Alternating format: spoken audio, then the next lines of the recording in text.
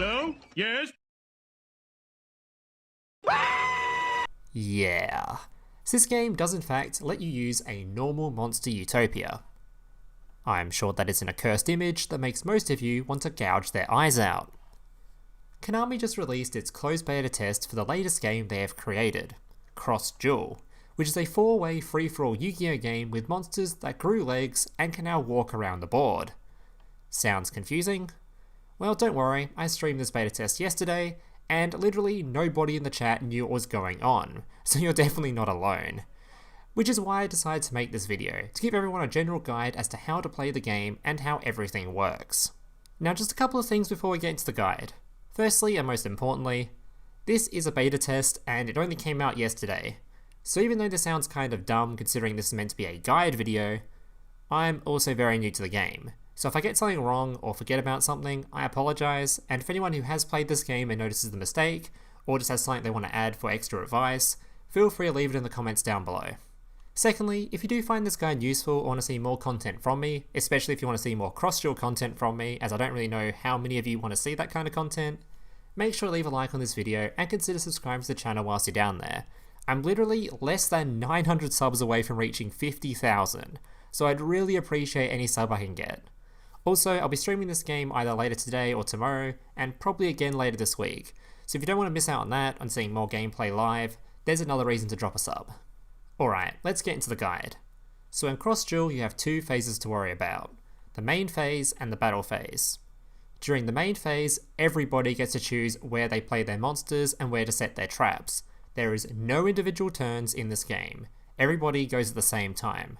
Also important to note, you cannot use spell cards during this phase, and we'll talk about when you can use them a bit later. You are able to summon monsters in two positions, attack and defense, similar to standard Yu-Gi-Oh! But unlike standard Yu-Gi-Oh!, there is no limit onto how many normal summons you can do during a turn. Also unlike normal Yu-Gi-Oh!, there is no extra deck. Special summons like Xyz and Synchro will be summoned from hand and have their own summoning requirements. And to avoid a bit of confusion here, I'll talk about the specific requirements and stuff during the deck building portion of the video, as you're probably still confused into how there could be a normal Utopia and an Xyz Utopia in this game, so I'll just save that for later. Trap cards work quite a bit differently in this game. You do not get to choose when to activate trap cards after setting them. Each trap card has its own activation conditions that when met will activate, and depending on which trap card you may use, you may need to choose a specific place on the board when setting it for it to activate. For example, compulsory evacuation device requires you to select a position on the board, and when a monster enters that position, it is returned to hand. Keep in mind that if multiple monsters enter the same position at the same time, they will both be affected by the trap card. Alright, after 30 seconds the main phase will begin, and everybody's monsters will be summoned simultaneously, and the effects that activate during the main phase will activate. Now there is an order in which everybody's effects go off, and I'll leave that on screen now, but if you're a beginner it's probably not necessary to really learn this order, as you'll probably just pick up on it as you play the game, so if you're already struggling to get your head around the game, don't worry about it, just know that everybody's effects activate during the same phase. Once everybody's effects have resolved, it will move to the battle phase. At the beginning of the battle phase, a 15-second timer will begin, and in this time you're able to activate spell cards. All spell cards can be activated during this period at any time. There are no spell speeds in this game. Everything is basically a quick play, but only usable during this period. Whenever a player activates a spell, the timer is reset, and there is no limit to how many spell cards you can play. Once the timer has reached 0, the battle phase will commence, and any monster that was positioned in attack position will start to move forward down the lane it was placed on. Anything in defense will just stay where it is. The lanes are indicated on the board via these lines. In one turn, a monster will move halfway down a lane, and will generally all move at the same speed, unless it's affected by a skill. If when moving down a lane, a monster comes into contact with an opponent's monster, battle will begin, and any effects that occur when a monster battles will also activate. Keep in mind if 3 or more monsters come into contact from different lanes, for example they all meet in the centre, the monsters across from each other will always do battle first, and the winner will fight the third. Now battle itself is relatively simple.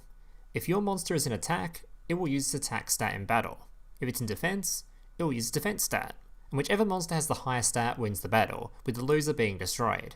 But any damage a monster receives during battle is permanent. So for example, If a 1300 attack monster battles a monster with 300 attack, although it will win the fight, its attack will be reduced by the attack of the monster it battled, leaving it at only 1000 permanently. Also important to note, unlike standard Yu-Gi-Oh!, no damage is dealt to players during these battles, unless specified via a skill.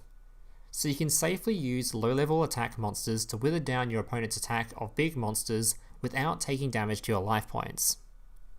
Once a monster reaches a player, if it is not blocked by a monster, it can attack your opponent directly, dealing damage equal to its attack and healing your own life points for the amount of damage you dealt. Once all attacks, movement, and end of battle phase effects are finished, it will move to the next turn, and the cycle will repeat. The game ends in two ways. Firstly, the game has a cap of 8 turns. Once you reach the end of turn 8, the game will end automatically, and the players will be ranked from 1 to 4 based on life point totals. Secondly, the game will end when any single player reaches 0 life points. Any effects, attacks, or movement that were already active will continue once a player has died, but once everything is resolved, the game will end. And once again, players will be ranked from 1 to 4 based on life point totals. Alright, that just about covers the basics of gameplay. Now let's talk about deck building. Every deck consists of 20 cards, 19 of any combination of monsters, spells, and traps, and 1 ace monster. But keep in mind, you can only use 1 copy of each card per deck. There are no duplicates. Now the ace monster of your deck can be any single monster in the game, and being an ace monster comes with 2 advantages.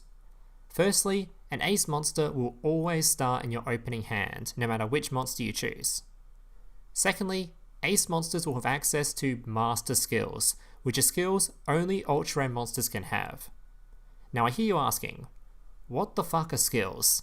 So let's just move on to that. So every single monster in your deck has a skill tree, and skill slots.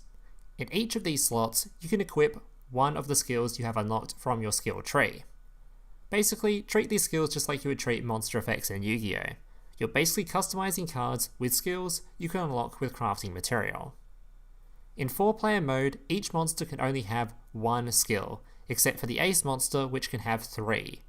But you'll have to unlock skill slots for each of your cards, which is done by upgrading them with duplicates of the same monster. Now let's talk about special and master skills. So SR and Ultra Rare monsters can equip special skills, which are unique just to them. But an Ultra Rare monster that you select as your ace monster will be able to choose a master skill. Now these skills are quite powerful, but keep in mind some monsters when equipped with special or master skills will change their requirements for how they are summoned. For example, Stardust Dragon normally just requires 2 tributes of any kind, but when equipped with its master skill, it becomes a synchro monster and requires 2 or more tributes that equal a level of exactly 8 to summon. So make sure when deck building and equipping special and master skills that you check the requirements for your summon in the top right. Alright guys, I think that'll do for my beginner's guide on Cross Duel, as I do want to keep this as a beginner's guide. I don't want to overload you with too much information, and to be honest, once you start playing or even spectating it, you'll probably get a hang of it pretty quickly. Remember, if you found any of this content useful or would like to see more stuff from me, especially in regards to Cross Duel, please leave a like on this video down below and consider subscribing to the channel whilst you're down there. Thank you guys for watching, laters.